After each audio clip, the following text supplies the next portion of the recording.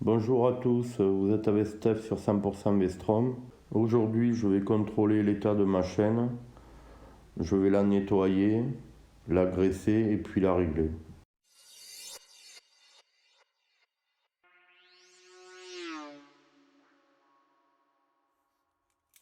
Je vais faire un repère à distance égale entre l'axe de roue arrière et le pignon de sortie de boîte. C'est à cet endroit qu'on effectuera le réglage de chaîne. C'est à peu près 35 cm de l'axe de roue arrière.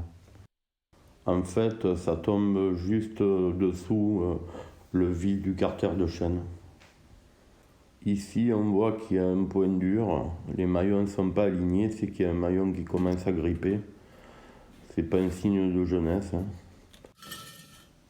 Et parfois, s'il y a trop de points durs comme ça peut devenir un peu délicat de régler la chaîne correctement. Maintenant, je vais contrôler l'usure de la chaîne. Pour cela, je vais compter 21 axes.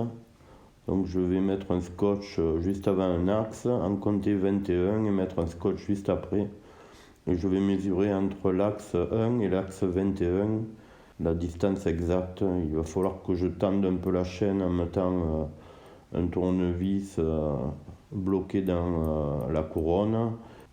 Et je vais maintenir la roue légèrement poussée vers l'arrière pour que la chaîne soit bien tendue avant de prendre la mesure. Si le résultat de la mesure est supérieur à 319,4 mm, votre chaîne est trop usée, il va falloir changer le kit chaîne. C'est d'ailleurs mon cas. Une chaîne qui casse peut aller défoncer complètement le carter de pignon de sortie de boîte. Donc pensez à changer votre kit chaîne le plus rapidement possible.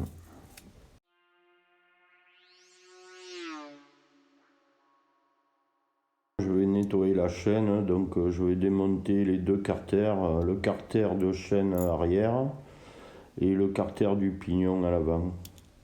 Ça sera plus pratique pour vérifier l'alignement de la chaîne, pour la nettoyer, la graisser, etc. On en profitera pour nettoyer l'intérieur de ce carter qui accumule souvent de la graisse de chaîne mélangée à de la poussière. Je dévisse les deux vis cruciformes du carter de chaîne et je le mets de côté.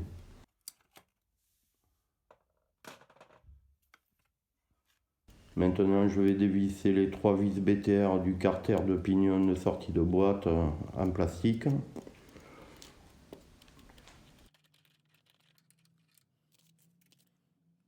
Je déplie la patte qui tient le fil qui va vers la sortie de boîte du côté gauche du carter pour que ça sorte plus facilement et pour ne pas tirer dessus.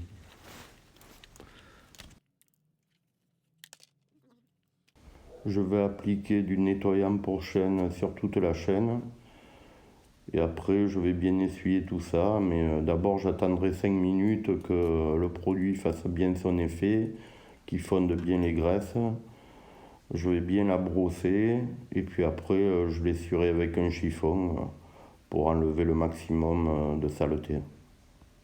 J'utilise un bac plastique récupérateur d'eau pour les bacs de fleurs. Et puis je découpe un carton pour protéger ma roue au maximum, pour pas mettre de partout sur mon pneu et sur ma jante. Je fais un petit arrondi au-dessous de la couronne.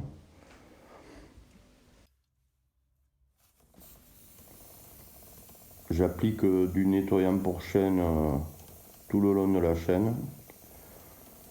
Et je vais attendre à peu près 4 ou 5 minutes pour que tout soit bien fondu.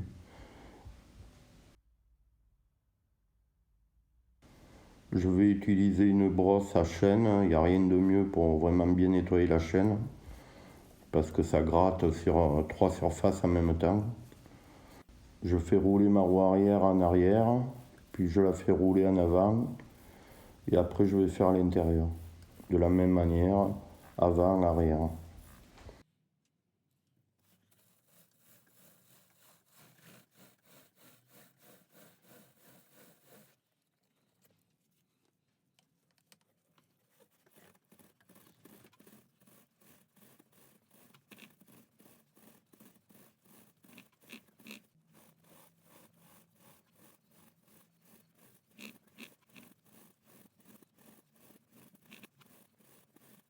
Maintenant, je vais bien nettoyer la chaîne avec un chiffon en faisant tourner la roue, mais en me méfiant de ne pas aller me coincer les doigts dans la couronne parce que ça fait très mal.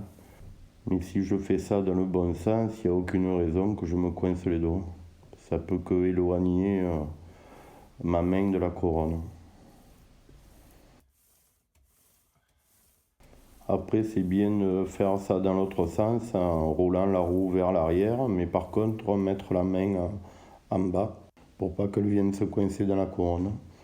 C'est mieux de faire cette opération de nettoyage et de graissage quand on vient de rouler, car la chaîne est encore chaude et la graisse pénètre mieux dans les maillons, etc. Mais bon, il vaut mieux graisser ta chaîne à froid que partir sans graisse.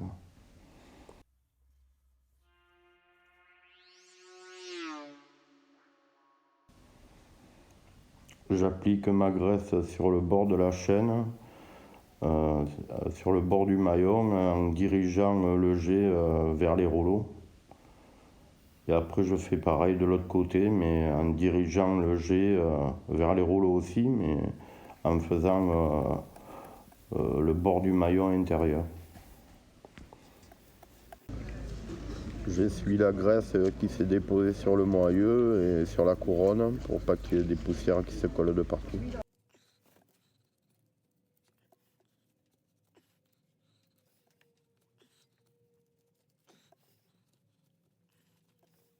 Maintenant, je vais passer au réglage de la chaîne.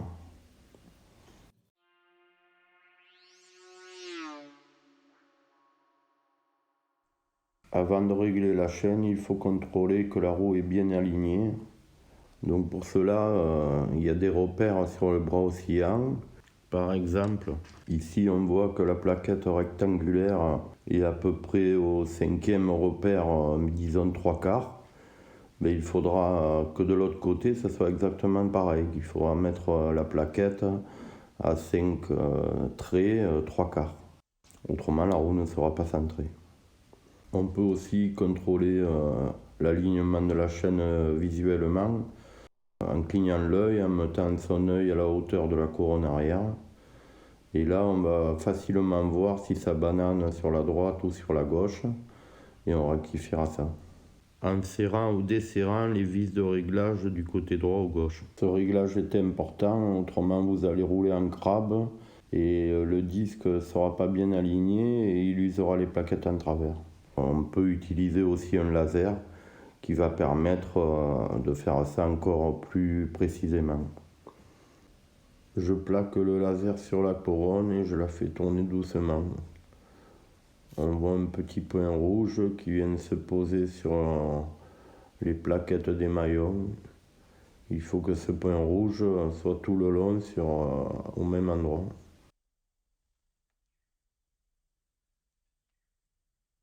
S'il est décalé, c'est que la chaîne est mal alignée. Il faudra donc la réaligner.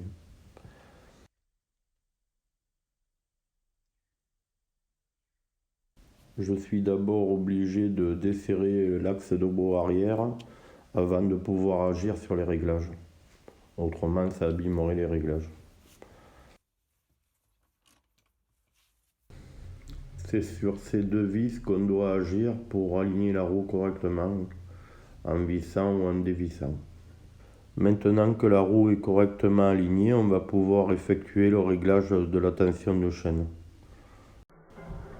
Si votre chaîne est neuve, il n'y aura pas de problème de point dur. Par contre, si la chaîne est usagée, il y aura automatiquement des points durs et la tension ne sera pas la même sur toute la longueur de la course de la chaîne. Il faut faire tourner la roue à peu près un demi-tour chaque fois, tester avec le doigt appuyé sur la chaîne. Et quand la chaîne est le plus éloignée du bras oscillant, c'est l'endroit où elle va être le plus tendue, c'est à cet endroit qu'il faudra la régler. Donc vous faites à peu près 3 tours de roue par demi-tour et vous allez essayer de repérer l'endroit où la chaîne se tend plus, où elle est le plus éloignée du bras oscillant. Donc c'est ici que je vais devoir régler. Je prends la mesure à la hauteur du scotch qu'on avait mis tout à l'heure sur le bras oscillant avec une règle ou un mètre déroulant. Le jeu de la chaîne doit être entre 2 et 3 cm. Ce qui est sûr, c'est que c'est mieux un peu trop lâche que trop tendu. Ici, j'ai 3 cm, donc je vais un peu resserrer mes tendeurs de chaîne à l'arrière. Je vais mettre un quart de tour de chaque côté, ça devrait être impeccable à mon avis. Je tourne d'un quart de tour dans le sens des aiguilles d'une montre du côté droit sur le tendeur de chaîne, et puis je fais pareil sur le tendeur de chaîne gauche, un quart de tour pour conserver l'alignement de la roue. Je recontrôle la hauteur de chaîne, j'ai 2,5, c'est impeccable, je vais pouvoir attaquer le blocage de la roue arrière. Je mets un axe de diamètre 8 ou un tournevis de gros diamètre entre la couronne et la chaîne. Et je pousse un peu la roue avant, comme tout à l'heure, pour tendre légèrement la chaîne. Et je donne des coups de pied, un ou deux coups de pied avec le plat du pied sur le pneu arrière, avant d'attaquer le serrage pour que tout soit bien plaqué.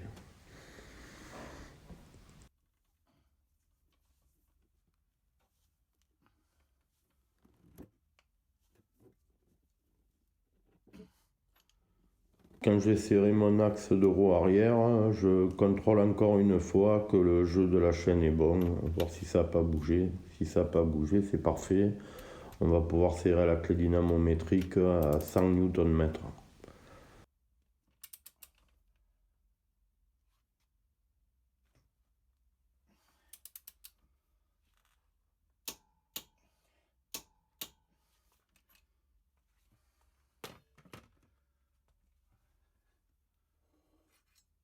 Je vais remettre le boîtier en place sur ces 3 fixations et remettre le fil en place aussi.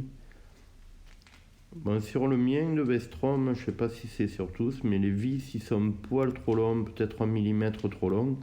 Ça fait que j'ai un petit jeu sur ce boîtier. Donc ce que j'ai fait, j'ai mis une rondelle en caoutchouc sous chaque rondelle pour que ça plaque bien.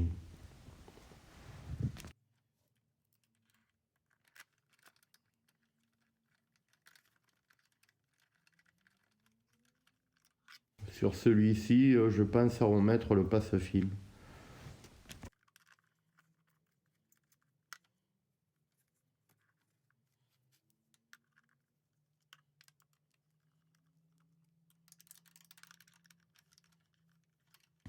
Je les serre à 5,5 Nm.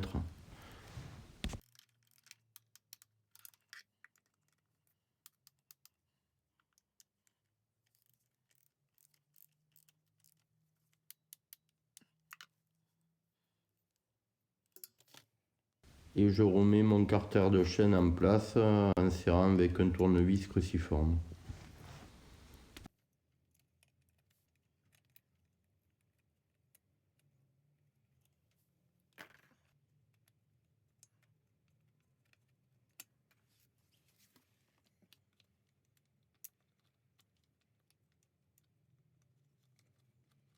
La vidéo est terminée.